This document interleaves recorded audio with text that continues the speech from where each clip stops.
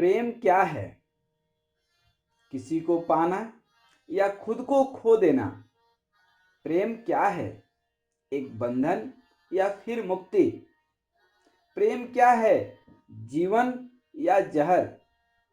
इसके बारे में सबकी अपनी अपनी राय हो सकती है। आइए, मैं आपका शुभचिंतक डॉक्टर जितेंद्र पांडे आप सभी का सादर स्वागत, वंदन, अभिनंदन करता हूं। और वास्तव में प्रेम क्या है, आज मैं आप सबके बीच अपनी विचार रखता हूं। इस पूरे वीडियो को जरूर देखिएगा, जरूर सोचिएगा और मनन और चिंतन तो जरूर कीजिएगा, बशर्ते कि पूरा वीडियो एक बार जरूर सुनिए, देखिए। प्रेम क्या है? प्रेम एक शाश्वत सत्य है। प्रेम एक पवित्र अनुभव है। प्रेम एक अद्भुत एहसास है। प्रेम एक कोमल भावना है। प्रेम अनुराग है। प्रेम सृष्टि का आधार है। प्रेम ही जीवन है। प्रेम कुदरत का सबसे अनमोल उपहार है। प्रेम सभी रिश्तों में सबसे बड़ा और ऊंचा है। प्रेम निस्वार्थ है। प्रेम का दूसरा नाम त्याग और बलिदान है। प्रेम और प्यार लेना नहीं, सिर्फ देना जानता है। प्यार के बिना जीवन अधूरा है, प्यासा है, भावनाएं खोखली है। प्यार ही महान है, जीवन का स्रोत है, जादू है, एक भावना है, मन की तरंग है, उमंग है। प्यार एक ऐसा तोहफा है, प्यार एक ऐसा उपहार है जिसे पाने की तमन्ना हर एक दिल में होती है, जिसे पाने की तमन्ना हर एक दिल में होती है, जो नसीब वालों को ही मिलती है, जिसे पाकर इंसान दीवाना हो जाता है, स्वयं को भूल जाता है, अपने आप को उसे संसार की हर खूबसूरत चीजों में अपनी महबूब की तस्वीर नजर आती है, उसकी आंखों में झील सी गहराई नजर आती है। जिनके लिए प्यार एक पूजा है, एक बंधन है, एक वंदना है, एक प्रार्थना है।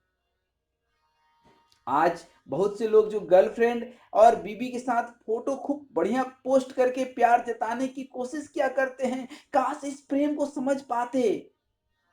वो तो विषय वासना में लिप्त हैं, वो प्रेम को समझ ही नहीं पाए हैं, उसको प्रेम नहीं कहते हैं। जिनसे सब कुछ दिया उसको ही भूल गए। भगवान से बड़ा पिता है, पिता से बढ़कर माँ है, माँ से बढ़कर मातृभूमि है। हमारी मातृभूमि की सभ्यता और संस्कृति को भूलकर जो प्यार होता है वह सब अस्थाई है, दुखदाई है। सभी से प्रेम करें, सभी आपसे प्रेम करें, यही तो हमारी शुभकामनाएं हैं।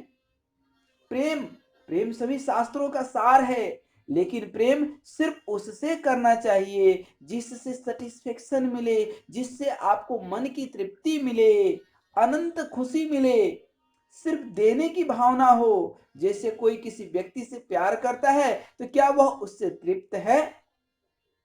हमेशा उससे तृप्त रहेगा, खुश रहेगा? नहीं। व्यक्ति से प्यार प्यार नहीं होता है, वो तो वासना है।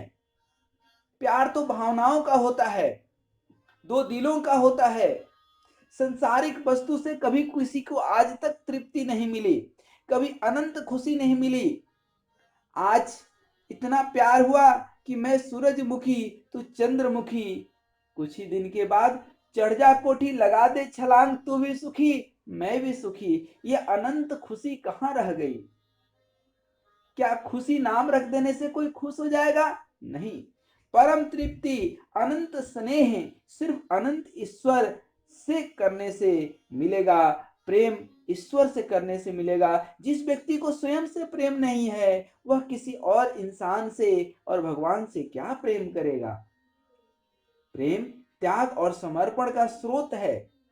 संसारिकता का त्याग कर दो और स्वयं का समर्पण कर दो, प्रेम प्रकट हो जाएगा। प्रेम करने जैसी कोई चीज नहीं होती, ये तो महज एक घटना है। प्रेम एक घटना है। प्रेम किया नहीं जाता, हो जाता है। किसी ने सच ही कहा, प्यार किया नहीं जाता, प्यार हो जाता है। और जिससे प्यार हो जाए उसे स्वयं को समर्पण कर दो। मन में कोई भी वाद विवाद, शक, संदेह और असमंजस में मत रहो। सिर्फ दिल की धड़कन को देखो, दिल के धड़कन को सुनो, उसे अपने दिल में समाहित हो जाने दो। और ये भी तो देखो, दिल दिल की धड़कन कोई सुने या न सुने, वह धड़कते रहता है। इसलिए प्रेम स्वयं से पहले, अनंत से, और फिर किसी से। प्रेम तीन प्रकार के होते हैं। सात्विक प्रेम अर्थात जो प्यार निस्वार्थ भाव से किया जाए, त्याग और समर्पण हो और आपको उन्नति की ओर ले जाए, ऐसे प्यार को सात्विक प्यार कहते हैं। परंतु जो प्यार स्वयं के सुख के लिए किया जाए, दूसरे का प्यार या सुख न देखा जाए, ऐसे प्यार को राजस कहते हैं। जो प्यार लालच, धोखा देने के लिए ही किया जाता है, उसे राक्षसी प्यार कहते हैं, तामस प्यार कहते हैं। प्रेम का अर्थ है अपने पड़ोसियों के साथ, अपने उन समस्त लोगों के साथ, अपने सगे संबंधियों के साथ जिनसे भी आप मिलते जुलते हैं, एकता और अभेदता का अनुभव करना। प्रेम एक कला है, एक विज्ञान है। वैज्ञानिक आविष्कार तो केवल महान सूर्य रूप प्रेम अग्नि एक एकता की भाव की चिंगारियां मात्र है। प्रेम सूर्य है और यह वैज्ञानिक शोध, वैज्ञानिक रिसर्च, साइंटिफिक रिसर्च सूर्य के सामने जैसे जुगनू है। यही तो है, क्योंकि प्रेम विधानों का विधान एकमात्र प्रेम है। प्रेम में निवास करना ही अपने प्रति सच्चा रहना है। सच्चा प्रेम सूर्य के समान आत्मा को विकसित कर देता है। प्रेम मोह नहीं है, माया नहीं है। मोह मन को पाले के समान ठिठुरा कर संकुचित कर देता है। प्रेम को मोह मत समझो, माया मत समझो, वासना मत समझो। प्रेम तो कुछ और ही है। मोह माया से इसे मत लिप्त करो। प्रेम शब्द मात्र में ही एक अजीब सी मिठास है, एक अजीब सा सौंदर्य है, एक अजीब सी शीतलता है। प्रेम शब्द सुनने मात्र से ही हमारे प्राणों में एक तरंग उठने लगता है। प्रेम ने जिसे छू लिया वो तो मदहोश हो ही जाता है। और जो प्रेम में डूब गया, प्यार में डूब गया, लव में डूब गया, वो मुक्त हो गया, जीवन से मुक्त हो गया। क्या है प्रेम में? कुछ तो है इस प्रेम में, नहीं तो इसके पीछे इतने लोग पागल नहीं होते।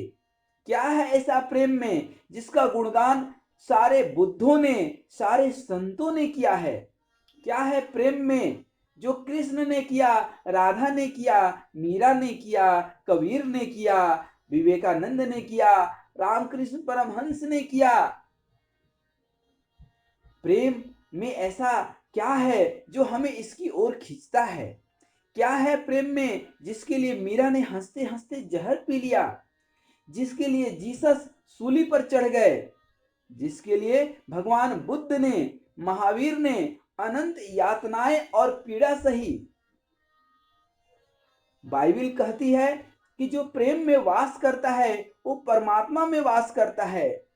जो प्रेम में हो वो तो किसी और दुनिया का ही लगता है, जैसे कहीं और से आया हो, इस जगत का तो वो लगता ही नहीं है। लेकिन फिर भी ऐसा प्रेम बहुत दुर्लभ देखने को मिलता है। कहाँ देखने को मिलता है यह मीरा का प्रेम? इतना कम कि कभी कभी तो हमें ये लगने लगता है कि ये जो बातें हमने सुन रखी है कि भगवान बुद्ध ने जो है प्रेम किया, भगवान बुद्ध ने प्रेम के संबंध में जो बातें कही, वह कहीं कोरी कल्पना तो नहीं है, महज किस्से कहानियां तो नहीं है, उसमें कोई सत्य है भी या नहीं? फिर हम एक अजीब दुविधा में पड़ जाते हैं, सत्य और कल्पना के बीचों बीच। हमें ये शंका बार बार होती है कि प्रेम जैसी कोई चीज होती भी है या नहीं। इस प्रश्न का उत्तर जानने के लिए हमें बहुत दूर जाने की जरूरत नहीं है। हम में से हर कोई कभी न कभी कुछ क्षणों के लिए ही सही प्रेम में तो जरूर उतरा होगा, प्रेम में जरूर उतरा है।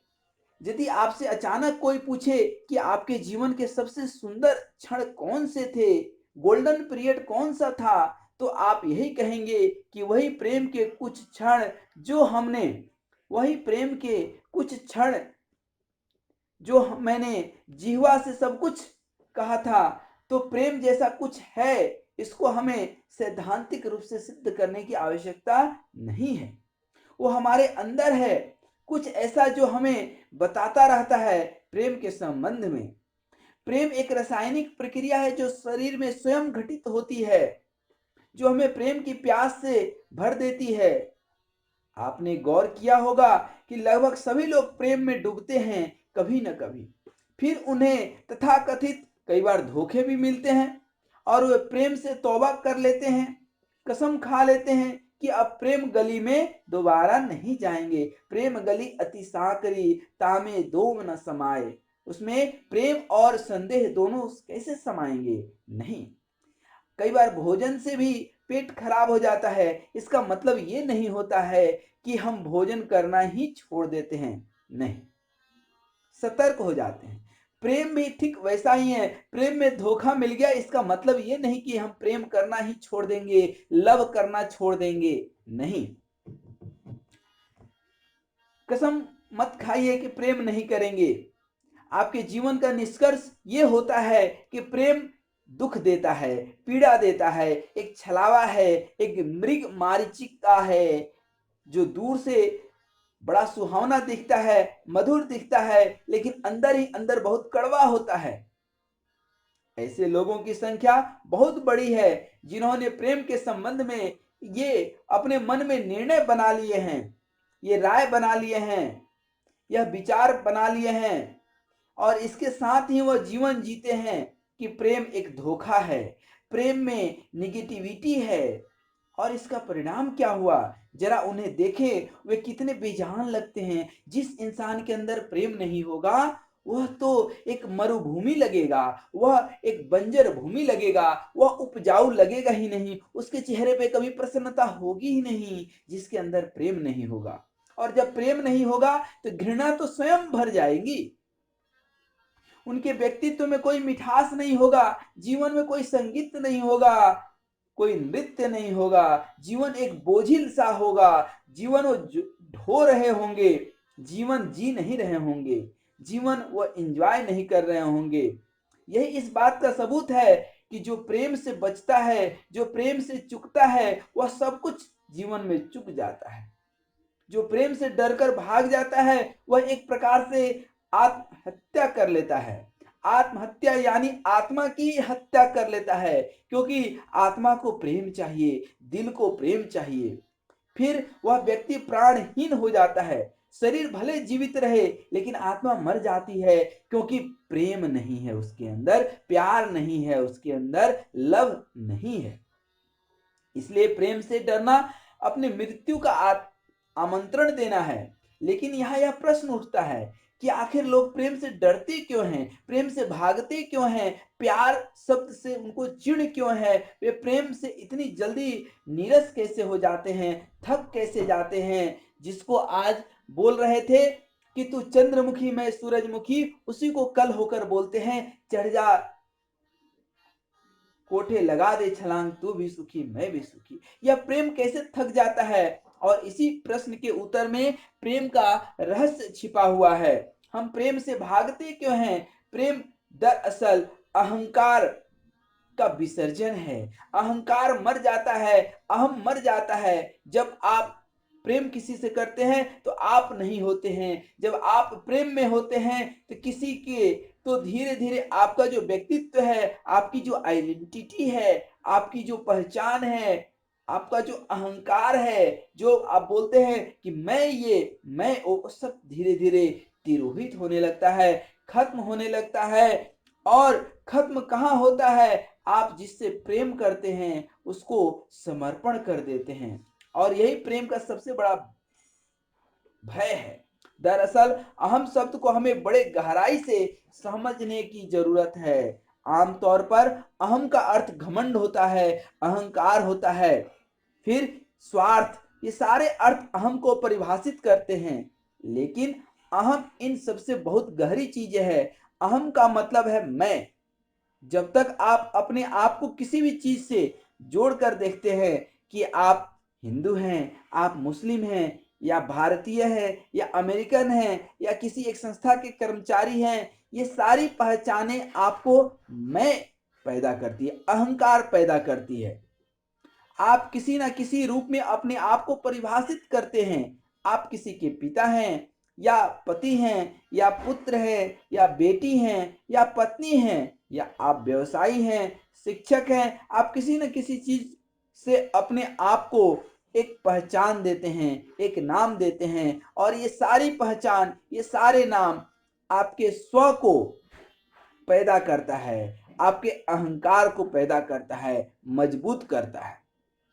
जो जितनी अधिक चीजों से अपना तारतम्य स्थापित करता है, अपने आप को जोड़कर देखने लगता है, उसका अहंकार उतना ज्यादा गहरा और जटिल होने लगता है। इसके विपरीत जिसका तारतम्य जितनी कम चीजों से होती है, वह उतना ही अहंकार शून्य होता है। वह एक शून्यता को अनुभव करता है। क्या आपने कभी शून्यता को जाना है? यदि शून्यता को अनुभव नहीं किया आपने, तो आप प्रेम में नहीं पड़े। क्या आप कभी विचार शून्य हुए, अंदर से बिल्कुल खाली, बिल्कुल मौन, कभी हुए? यदि हाँ नहीं हुए तो एक बार होकर देखिए, और यदि हुए तो उन क्षणों में ही आपने अहंकार से पार होकर के कुछ महसूस किया होगा। उन क्षणों में ही आप निरअहंकारी बने होंगे। क्या आपने कभी गौर किया कि जब कभी आप उस चीज या व्यक्ति के साथ होते हैं जिसे आप प्रेम करते हैं, उस वक्त आप कुछ भी सोच नहीं रहे होते हैं, आप शून्य में होते हैं। प्रेम को पूरी की पूरी जो मिठास है, जो मधुरता है, वो इसी बात की है कि प्रेम हमें कुछ क्षणों के लिए शून्य कर देता है। इस शून्यता में ही आप अहंकार के पार चले जाते हैं। लेकिन इस शून्यता का एक और पहलू है, और वो ये है कि यह शून्यता बड़ी डरावनी लगती है। कुछ लोगों को तो भय होने लगता है, हम अकेलेपन से भर जाते हैं और इससे हम बचने का प्रयास करते हैं। अब चूंकि इस शून्यता को हम सीधे सीधे देखते नहीं, हम डरते हैं इससे, इसलिए हम इसे समझ भी नहीं पाते हैं। जैसे ही ये शून्यता आती है, अंदर की खालीपन, हम भागने लगते हैं, बेचैन हो उठते हैं और अपने आप को किसी चीज से भरने लगते हैं, अनेक विचारों से। चाहे संगीत सुनना हो, किसी से बातचीत करनी हो, चाहे कुछ पढ़ना हो। जितना हम मन को भरते जाते हैं, उतना हमारा अहंकार पोषित होता जाता है, उतना अहंकार मजबूत हो जाता है। जितना अहंकार मजबूत होता है, जितना हमारा अहंकार मजबूत होता है, उतना कम स्थान प्रेम के लिए हमारे अंदर मौजूद होता है। हम सभी ने ये बातें सुनी है और कही भी हैं। हम सभी ने ये बातें कही भी हैं और सुनी भी हैं एक दूसरे से, कि प्रेम में अहंकार, अहम, ईगो नहीं होना चाहिए। लेकिन हम इसे समझते ही नहीं है कि अहम है क्या।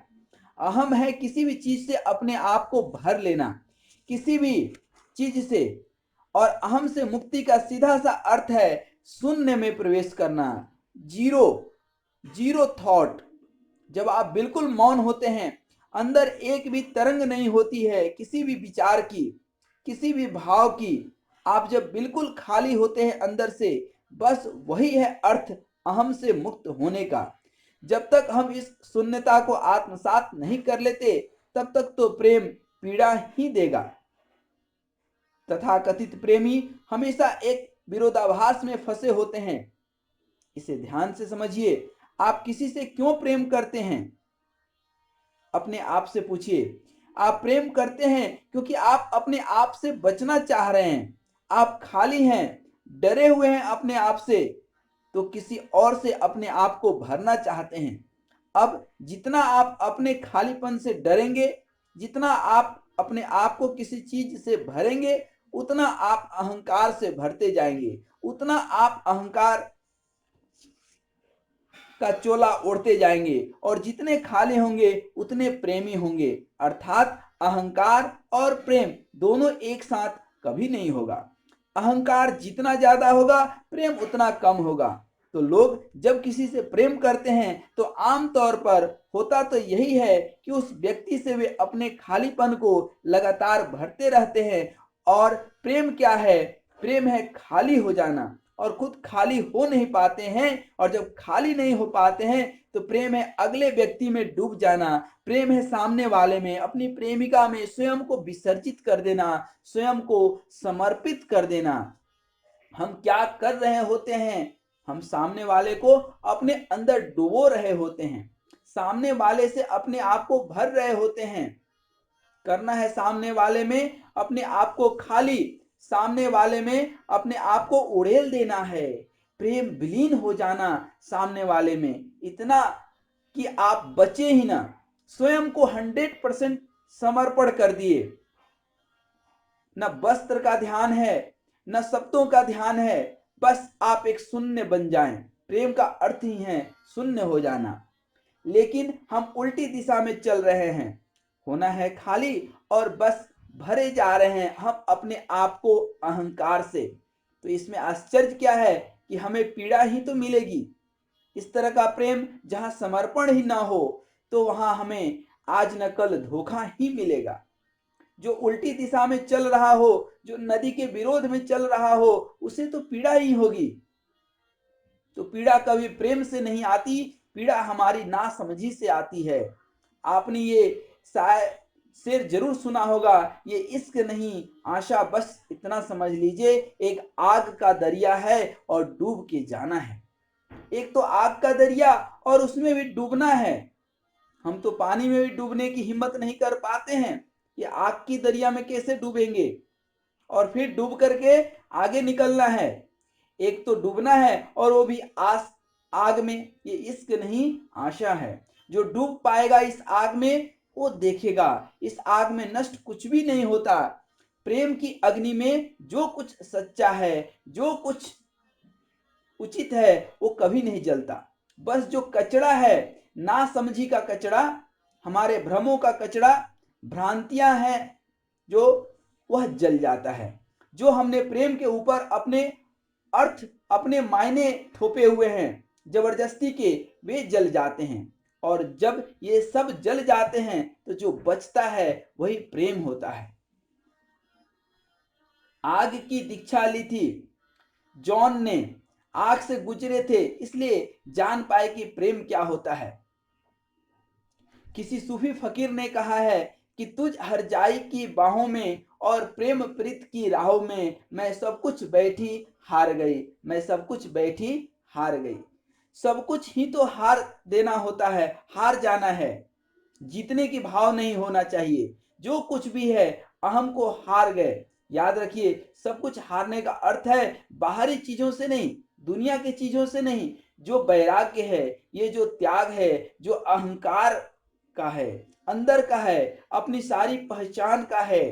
क्योंकि बाहर आप कुछ भी छोड़ दें, अंदर अंदर तो आप एक अहंकार से भरे होते हैं कि मैं फला पोजीशन पे हूं, मैं डायरेक्टर हूं, मैं इंजीनियर हूं, मैं ये हूं वो हूं, न जाने क्या क्या मन में बसा लेते हैं। ये सब कुछ बैठी हार गई, वही तो प्रेम को समझ पाएगी, वही प्रेम को समझ पाएगा। इकबाल साहब ने कहा है कि ये बाजी इश्क की बाजी है, जो चाहे लग दो डर कैसा। तो इश्क तो सबसे साहसी लोगों के लिए होता है, ये हर साधारण व्यक्ति नहीं जान सकता।